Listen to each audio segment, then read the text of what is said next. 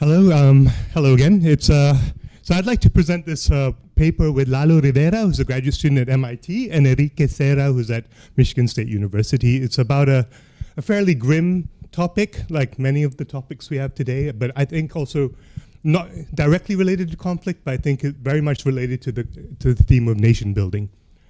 So, I got my PhD from Stanford, and another proud Stanford alum is Alejandro Toledo, who is the former president of Peru. And so when he became president of Peru, of course, he was like all over our Stanford report. He's kind of a really important figure in many ways. Unfortunately, he was also recently in the news again for being convicted of $35 million in bribes in the Odebrecht scandal, which many of you are familiar with. The judge said that the victims were ordinary Peruvians who trusted him as their president. Unfortunately, as many of you know, Peru actually has a special prison for former presidents. There are 4 of them, and it's already full. So they've filled up their special prison for former presidents. The opposition leader, Keiko Fujimori, is also kind of implicated in many of these things, as are the heads of states of many other presidents of Latin American countries. And this is not a Latin American story. It's not Alejandro Toledo's story. I'm just picking on him because he's a fellow Stanford alum. But this is happening in many places around the world. I don't need to tell you another mega trend that we're kind of living in a world of. Well, funny you mentioned that. He didn't pass his comprehensive exams in economics, so he actually got his PhD from the ed school. So I'm not saying that's a causal relationship, but we live in a period of democratic backsliding and increases in populism, and every time there's an election, I think many of us hold our breaths, hoping that things will go smoothly. At the same time as all of this is going on, there's been increasing exposure of what we're going to call apex corruption implicating the highest, politicians at the very highest levels of the order. So it's, this is happening in Brazil, it's happening in El Salvador, this is happening in many other places as well. When we scrape LexisNexis for all mentions of media, in the media of corruption in both Spanish and English, you're seeing that it's increasing 2-fold in English and 4-fold in Spanish in the last few years. So people are really, corruption is basically increasingly ubiquitous, at least in people's perceptions, right? So at the same time, satisfaction with democracy has been on the fall. And so this isn't, again, we're going to focus today mostly on Mexico, but this is happening in Latin America in general. It's also happening, as you know, in the United States. Even while, and I think it's even striking, particularly striking to me, is that people's perceptions that corruption is widespread in government is rising around, in Latin America, in Mexico. And the US has basically reached the same levels as in these countries. Now, some people might say, my American politics colleagues say, well, in the US, when people say corruption, they mean more like DOGE kind of stuff, like, misallocation resources. But we're actually going to do an RCT to basically unpack some of those distinctions. But, be it as it may, the question, is corruption widespread in government? These things are increasing in many places around the world. So what we're trying to do in this paper is understand, are these macro patterns causally related? Could it be that apex corruption at the very top, is eroding democratic values? And if so, what can we begin to do about it? And so I want to make a yes?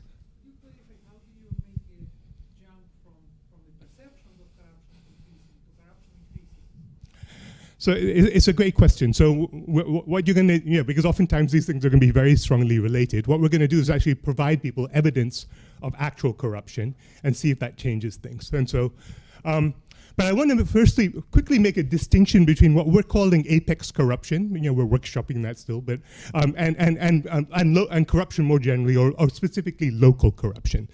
So this is the same day that our colleague Alejandro was convicted. This was in the newspapers in India that the CBI naps 2 Delhi cops are taking basically $1 million rupee bribe. Now, did that change my perceptions of corruption in India? Not really. I mean, that's like Tuesday in India. But when the head of state does it, it's different. And we're going to argue it's different in a number of different ways, right? So firstly, apex politicians are more focal. So they can arguably coordinate beliefs and trust in others. And this is particularly important in environments where there are strategic complementarities, which we often believe is the case with corruption. Around the world, corruption levels do differ at the country level in remarkable ways. And one way to think about that is we're coordinating at different levels in different societies. But as you know, coordination games can be quite fragile. They can move if people change those beliefs, right? So, and if there, and this is particularly, so strategic complementarities in basically the idea that if I believe other people are going to act in a corrupt way, it makes me more likely to act in a corrupt way, leads to multiple equilibria, but it also means that they could re-coordinate, right? Secondly, apex politicians are more likely to be role models. So, so this can really shape people's internalized norms of what is appropriate behavior. If I believe that a head of state, someone that maybe 50% of the population views as competent to rule or basically govern the country, is acting in a particular way, this might change my perceptions of what is acceptable, if relatively speaking. Thirdly, they're actually more directly influential on the arms of government itself, right? So these include on the organizations, particularly those responsible for the organizations of elections themselves. So in all of these different three ways, apex coalitions, even though they're physically often remote, more remote from their, from the locals, from citizens, the average citizen, they can be more effective, we're going to argue, at a macro level. So what we try to do in this paper is we use a randomized control trial coupled with cross-country event studies to show that apex corruption affects all three components of the institutions of liberal democracy, by which you mean the beliefs, internalized norms, willingness to volunteer and support electoral organizations, and ultimately actual voting behavior. Further, we're going to contrast this with things which often co-occur with corruption, like Doge type stuff, economic and policy incompetence or underperformance, which we actually show, unlike apex corruption, raises turnout and voting behavior as opposed to decreasing it. Further, as I'm going to describe, our RCT consists of one of the arms consists of showing people evidence of the brother of the former president of Mexico basically exchanging stacks of cash. During the course of our RCT, of our study, a second brother was found also doing similar things. So one brother seems accidental, two brothers, people might see that as a pattern. So we actually use the second brother as well, and we find that the effects actually persist and in fact even accumulate in terms of declining democratic values when you have two brothers as opposed to just one. Finally, we're here about trying to solve this problem and if we can, and we try two solutions which have been mooted in the literature, including by people in this room. One of them about basically priming and common national identity. So we actually worked with a fairly prominent graphic designer to make a video basically reminding Mexicans of their shared national heritage, fortitude, and sacrifices for democracy, things, music, culture, football, that kind of can bring people together, and in the hopes that we could counteract some of these negative impacts of apex corruption. I'm going to show you that the effects didn't go quite as we planned, but I think there's a pattern to it. The second solution is one that's kind of coming, some work I've been doing, seeing whether instead of common national identity, we can give people common financial exposures to basically share in the gains and the risks of the national economy through the financial markets. And that arguably, I'm going to show some suggestive evidence that had some positive impacts which offset some of these negative effects. So, sorry. So this is what we're trying to do. I can't go through all the literature. There's a voluminous literature on corruption. Many of you have been involved in it. I will say that a lot of the work has been focused on local corruption as opposed to the corruption at the top. There has been some really exciting work in recent times looking at spillovers of local political corruption when local municipal authorities are caught, for example, engaged in corrupt activity. Nico Zenman has a paper which shows that this leads to more cheating in student exams. Gulino and Macera show that this leads to more supermarket theft. So there does seem to be a spillover into other types of activity, which we're going to show actually is true even at the national level as well. Also, there's an important voluminous accountability literature, beginning with the kind of work by Ferraz and Fernand and Chong, these seminal papers, where they find that random audits of local government expenditures and information campaigns can have some effects on incumbent re-election and economic activity. But broadly speaking, the Medaketa, basically a synchronized set of studies on accountability has found pretty much null effects of audit information on voting. And this is largely due to the lack of changes in people's perceptions of corruption. Basically, kind of akin to my reaction when I saw the 2 Delhi cops getting nabbed for the $1 million bribe. So further, there's a kind of a literature on the cross-country causes for democratic backsliding, rise in populism, which many of you are familiar with, contributed to. I think I'm going to highlight 2 papers. One is the recent paper by Ajimoglu and co-authors, where they show that if you've spent more time in a successful democracy, this increases your support for democracy. However, the flip side is much less clear. So if you're in an unsuccessful democracy, whether it's because of poor economic performance or corruption, they're often co-determined, they don't find an effect. And we actually are able to separate the two in our RCT. A second paper is one that Katya and co-authors have done, which they look at the effects of technology, and they find that rolling out 3G undermined support for incumbents, particularly, and corruption, average levels of corruption were particularly important as a mediating factor. In fact, unless you were basically Switzerland and Denmark, as I understand it, you have to be the squeakiest of clean in order to gain a beneficial effect for the incumbent. Otherwise, everyone else basically has a negative impact from this increased sort of availability of information. And the populists are often the beneficiaries. This paper also relates to this literature emerging on leaders and the roles of individuals in nation and nation building more generally, as well as stuff on the financial solutions. So our setting is Mexico in the 2022 elections. And I want to kind of emphasize this because it's a bit different than some of the other settings you might be aware of, where oftentimes the incumbent is often seen as already corrupt. And in Mexico's case, at the time of RCT, the reverse is true.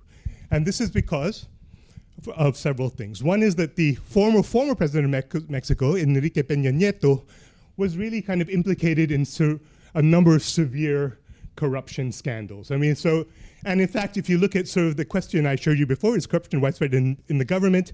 When EPN becomes president, there's a big shoot up of people's perceptions that corruption is widespread in the government. In response to that, some would argue, the new president, now the former president, AMLO, basically created what was called the Movement for National Regeneration, which was an anti-corruption movement with a nationalist and populist platform. He also, shall we say, was somewhat skeptical of institutions, of the existing institutions, including the electoral institutions as well, like INE, which he threatened to defund. And you can see that with his election, actually, perceptions of corruption's widespreadedness also fell. So he kind of was elected on a platform of apex honesty, which I think is something I want to come back to in a moment as well, right? So our RCT has 4 treatments, 4 video treatments. So the first one is of basically news footage of AMLO's brother, Pio, exchanging stacks of cash. So here he is, they're literally talking about numbers and exchanging stacks of cash. So this is not like an audit pamphlet, which much of the literature is focused on. This is people moving stacks. Of course, Pio's not, I shouldn't single out Pio.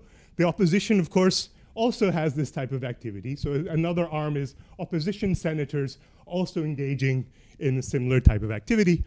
A third is this basically this Doge treatment where there's no mention of corruption whatsoever, but there is a discussion of how, unfortunately, Mexico's policies have not been as successful as many peer countries, particularly with COVID, but also in general economic performance and poverty alleviation. Now, we pre-registered that there would be these effects on democratic behaviors, but we were hoping that we could offset them as well. And one of them was this video of nation building, priming common identity and fortitude, past sacrifices for democracy, which we also randomized people to in parallel. And a fourth treatment afterwards is to see whether we can offset this by giving people financial exposures. We further pre-specify the incumbent apex corruption to have the greatest negative effects because the opposition was already considered highly compromised. In fact, in our sample, the incumbent was perceived to be 22 percentage points less corrupt at baseline relative to the opposition. Now, one useful thing we have, which is also uncommon in the literature on Mexico, is that we actually were able to get administrative data on individual voting in the elections. So we are able to, whereas a lot of this work is done at the precinct level, we can actually track whether people voted or not based on their CURP number. We are also able to, because we have an RCT, actually provide people with behavioral measures of these other features of democratic institutions. So we get an opportunity to volunteer to support the electoral agency, either in terms of time, which of course, or in terms of money. So and these are costly activities, which of course vary according to whether you're relatively rich or relatively poor in the costs. Further, we are able to, for a subset, provide tests of the other two parts of liberal democracy, the beliefs and the norms, by doing incentivized games, a lab in the field type of exercise for a subset. So we had incentivized trust games where people were matched with an anonymous politician who was an actual congressperson, and they had to basically engage in the trust game, or with one of their neighbors to see whether trust in politicians and neighbors were being undermined. We also did this, this resource allocation game following the work by Sarah Lowe's and co-authors and Joe Hendrick, where people basically had to flip a coin, 30 coins, and they basically, if they showed up heads, they were meant to put it in the envelope. One set designated to a municipal mayor for public projects locally in the municipality, and one for an anonymous neighbor. So we could see whether there was no possibility of punishment because these were kind of sealed and they were aware of that. So it was really a measure of internalized norms related to stealing. We were able to then see whether these generalized because we use an actual survey that we created to basically ask them whether these changes were things that they were conscious of. Did they understand that did their corruption perceptions increase? Did their support for democracy decrease? Does their expressed trust in others also change? I'm going to show you the answer is yes. And we can compare this to cross-country evidence where we use basically an exercise like the Ruben Durante and others have used, and some folks have been using as well today, where you basically look at the barometer study just before and just after a major apex corruption scandal. And we'll show very consistent results across Latin America over this period also. So, yeah?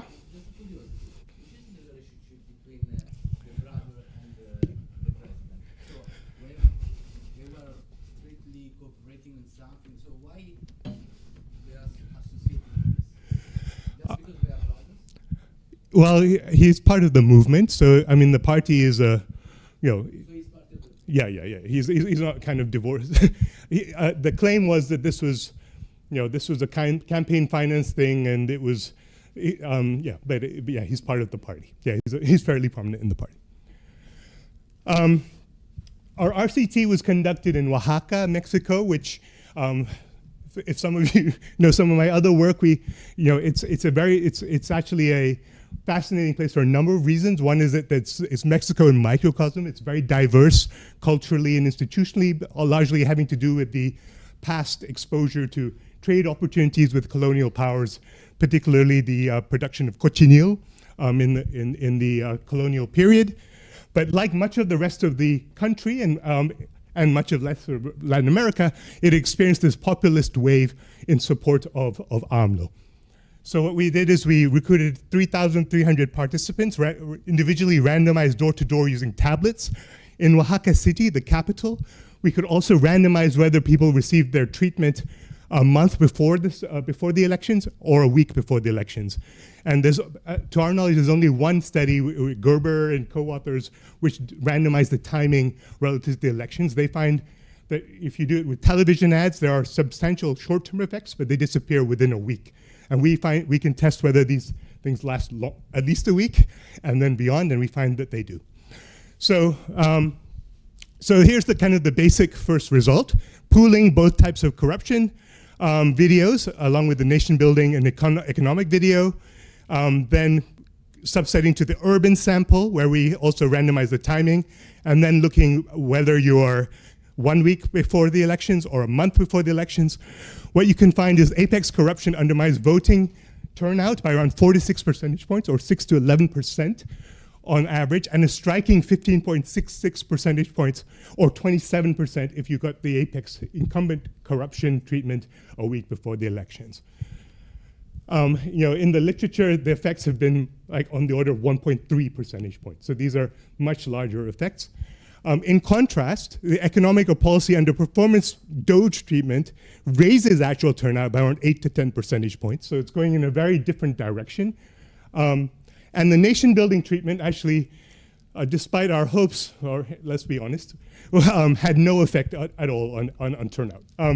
What it does do, however, as I'll show you, is really, it aligns the vote, it aligns people's votes and behaviors towards the platform of the incumbent nationalist and populist party. So, so even though it didn't restrain support for, basically, we made the, people seem to become more nationalist and populist, and because he's been criticizing democratic institutions, they also follow his cue, and it undermines that support. So that was not what we expected. I'm putting my hands on the table in that sense. But moving on, apex incumbent corruption also in particular has the strongest effects a week before the election, whereas the opposition corruption treatment is more uniform over time. The incumbent treatment causes around 23.5 percentage points actual fall in voter turnout a week before. The opposition treatment is around 6 percentage points, and persists even a month before the treatment, before the elections. What we can do is we can use our survey to basically see.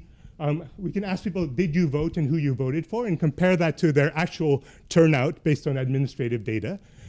And what you see is, in the people who, in the survey, around 78 percentage percent people say that they turned out, as opposed to 60% who actually turned out. So there is some, you have to. This is a survey, so some people are telling you the truth and some people are not. However, what I think is interesting is that the patterns in terms of who they, by treatment arm are very consistent with what we find in the administrative data. So they're, the fall of those who are in the incumbent corruption treatment is around 22.6 percentage points a week before the elections. Furthermore, the people who are treated with the incumbent video are less likely to vote for the incumbent party and less likely to turn out more generally. Those who get the opposition video are less likely to vote for the opposition and less likely to vote more generally. So there are big negative effects for those featured, but other parties do not gain, broadly speaking, from the corruption video, which suggests to us that it's not strong accountability. I see corruption and I vote for the other guy. It's really, I'm not voting, right? But it still could be consistent with accountability. Maybe I no longer want to vote for Morena, but I'd rather not vote because I really don't like those guys. But it's still a form of, but we're going to show, we can test this directly using the other measures that we have of whether this is actually support for democratic values. I want to also kind of point out that I think it's particularly germane for us in our discussion about nation building, that the other treatments, the economic underperformance or Doge treatment, actually results in strong accountability. There's more voter turnout, not less. You vote less for the incumbent, and you actually vote more for parties who haven't led the government in recent years. So those who are not really culpable in the failures of policy. The nation-building treatment really has no effect on turnout, but it actually increases incumbent vote share and decreases the opposition vote share. And we also see these effects on other behaviors also. So among those behaviors, as I mentioned, we asked people if they were willing to register as an electoral observer directly in the elections. This is a costly activity, and only 4.6% of the people actually agreed to do so. So this is not cheap talk, right? People are very hesitant to do this, but people are willing to do this. And incumbent corruption treatments actually undermine this by roughly half of that number. So that's a large effect. Similarly, we asked people whether they're willing to donate 10 pesos to buy water for people on election day. And more people are willing to do that, around 23%, 22%. But this is again undermined by the incumbent corruption treatment in a significant way. As you can see, the nation-building treatment also does this. Largely, we think because the incumbent nationalist populist leader has been very critical of the electoral institutions and has actually tried to defund them himself. So we also did these incentivized games, and you find similar negative effects on, basically there's more, well, I want to start with the good news. If you flip 30 coins, people were basically returning 14.76 to the mayor for public projects, and close to almost 15 to the neighbors. So there's pretty much no stealing on average, which I think is a nice thing to see, right? However, getting incumbent treatment actually reduces that by close to a coin, right? The nation building treatment actually has a positive effect. So we actually get some positive effects, and I'm going to show, because we actually gave people, well, let me show you that now. We gave people 30 coins, but 10 were 1 peso coins, 10 were 2 peso coins, and 10 were 5 peso coins. So we could vary the incentive to cheat on each coin. And the nation building treatment basically has people contributing more of the 5 peso coins to public projects, to the local municipality. How the incumbent treatment, the economic treatment reduces the 5 peso coin increases the theft of 5 peso coins. The incumbent treatment basically, even the 1 peso coins are getting stolen. So even when there's like little incentive to steal a coin, I mean, this is not a high denomination value thing. It's like 10 cents. People are willing to steal that. And that kind of shows that, and the effects are fairly consistent across the coins, which suggests that it's really an undermining of the general belief that this is making sense to contribute locally. Do these behaviors reflect values? Well, we can ask them, do you perceive corruption? These are pre-specified indices. Do you support democracy? Or do you support authoritarian types of rules? Do you trust institutions, or do you trust other people? And you can see the incumbent treatments and the opposition treatments all have these effects consistent with what we find with the behaviors. They increase corruption perceptions, they decrease support for democracy, and decrease trust across the board. Now, again, this is kind of depressing. So the other treatment we did is, give him ability to trade 10 pesos or 20 pesos in the Mexican stock index for a period of a few weeks, which I found in other work to support increased trust and increase support for peace. And we do find that there are positive effects on democracy. There's no effect on corruption because, there shouldn't be. And there's some increasing effects on trust as well. But the effect on real voting is not precisely estimated, and so it's suggestive at best, but I think still promising. So during the course, as I mentioned, we had a second brother show up so we can test accumulation. How much time do I have left? Okay, close to 0. So this is 4 months later. So firstly, let me show you that the people treated originally with corruption perceptions have gone back to control levels for those originally treated. But if you got 2 brothers in one video, or 1 brother and the second video, that kind of you get the similar effects as we had before. I think what's important is even 4 months later, people's support for democracy is still lower when they were originally treated with these corruption videos. If you got 2 videos, if you got originally treated and a second video randomly assigned, you can basically draw a line. It's actually accumulating in some effects. So it's suggestive that these macro patterns are reflecting these repeated shocks where people are seeing corrupt activity. I can't go into this, but it's in the paper. We basically scraped Twitter for all major apex corruption scandals in Latin America, and we did the kind of standard thing. And what you find is, yes, corruption perceptions go up, the support for democracy goes down, trust in institutions go down, and an increase in support for authoritarian alternatives. So just to kind of wrap up, so could these patterns, these kind of declines in democracy as corruption is increasing, be causally related? Is apex corruption eroding democratic values? It seems yes, and it seems it's different than honest incompetence, like in that sense. What can we begin to do about it? I think we're still need to figure that out.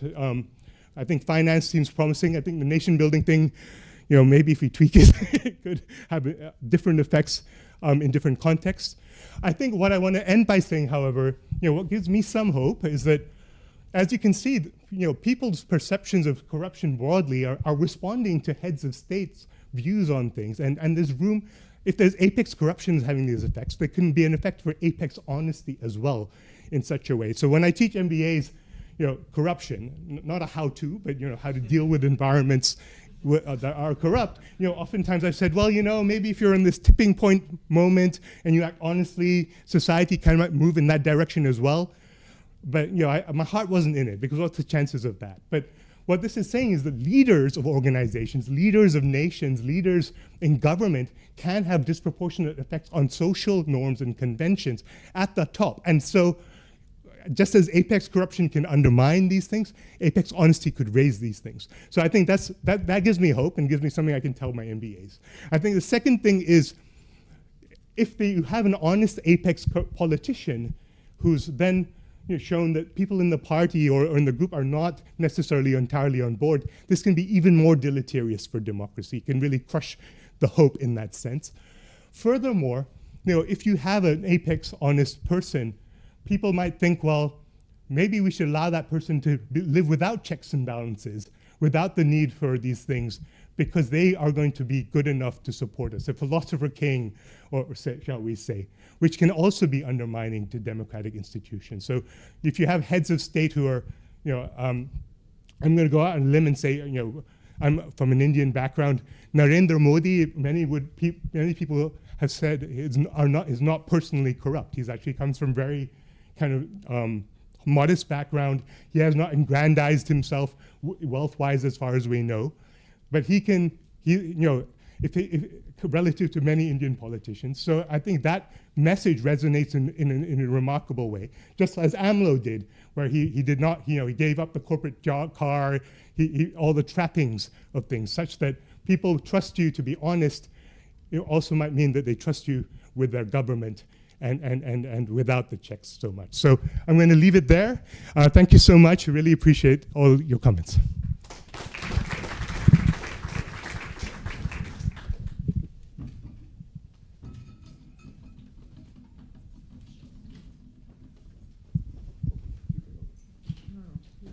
I'm not even sure if we have time for comments, but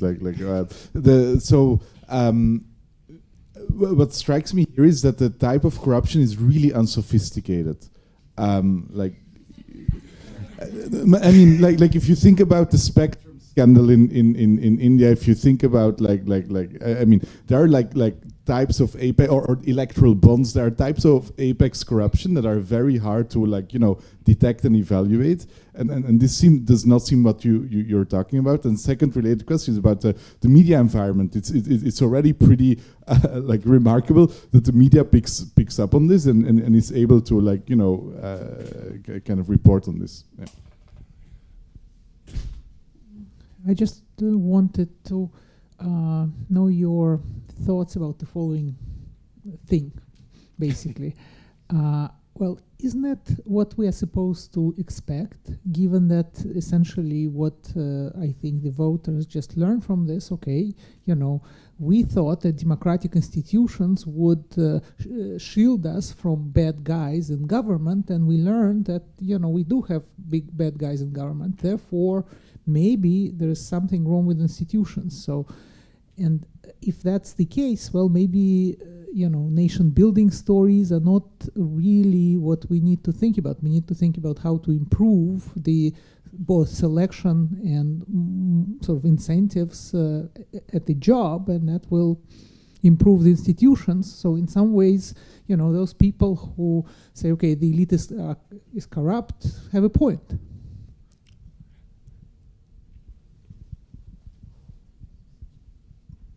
Thanks. You have quite a large sample size. You have quite large treatment effects in real elections. How do you relate to the literature by Rose McDermott, Hermes Lau, and others that is extremely critical of the ethics of RCTs that affect real elections?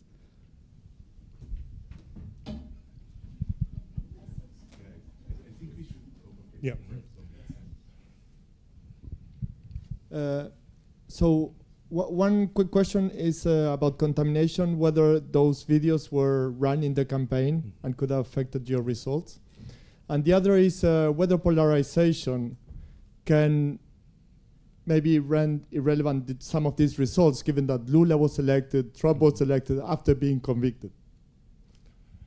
Yeah, these are all great. I'm not sure if I have time to address them satisfactorily, but I'd love to follow up with each of you. I think one, quickly on sophistication. I think these are oftentimes with campaign finance. They're often very sophisticated ways of taking money, but what you do with the money with this available becomes a big question, right? So for example, Indian ministers are sometimes captured, caught with money, cash in their freezers. Apparently, not because they weren't sophisticated in getting the money, but because where do you keep it? So often cash is valuable, and moving stacks of cash, it becomes an issue with these things. So I think, I wouldn't say that these aren't sophisticated actors in some ways.